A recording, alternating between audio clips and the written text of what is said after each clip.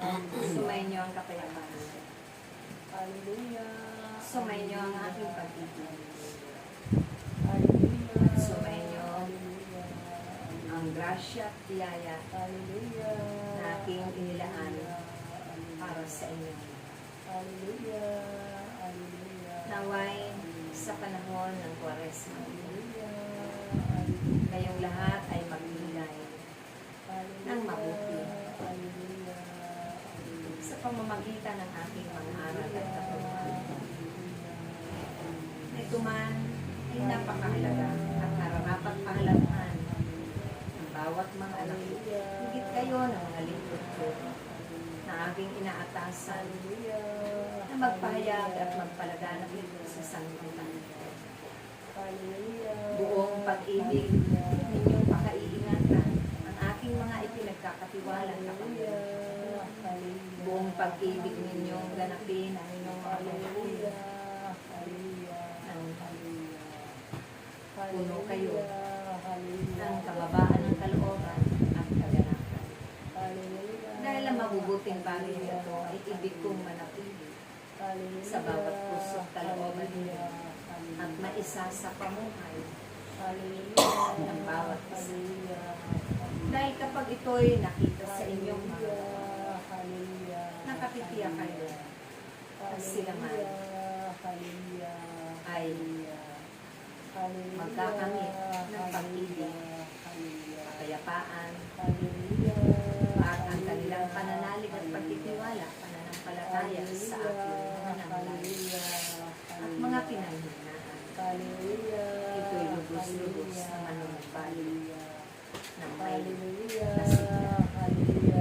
Kayo ang aking daluyan ng mga biyaya para sa inyong mga kapwan. Narito pa naglalakbay doon sa abakong anak na ibig ko rin lumapit sa akin at nanatili sa akin. Kung kaya't sa bawat pigil na aking inatakda, naway kayong lahat ay may galagalang malinis na puso, puno ng pag-ibig at kagalakan, may pagkakaisa at kakaunawaan, nagtutulungan at nagagalangan, papatawanan. Dahil ang mga mahalagang bagay nito ay lagi kong ipinapaalala sa inyo, itinatagubilin sa tuwing tayo nagtitipan.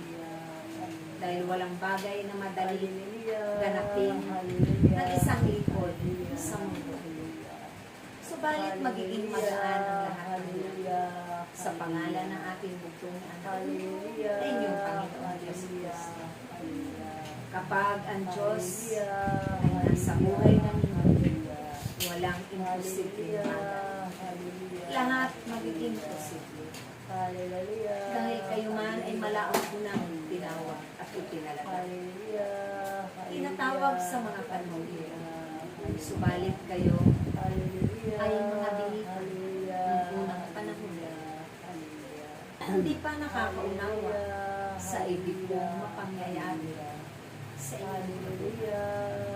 Subalit kumakan ang panahon at pagkakataon na kayo'y nakabuluhan at kayong lahat ay nakalaya sa mga pagkakasala at unti-unti ninyong pinagsilikapan ng luyang kalikuran ang mga maling gawa.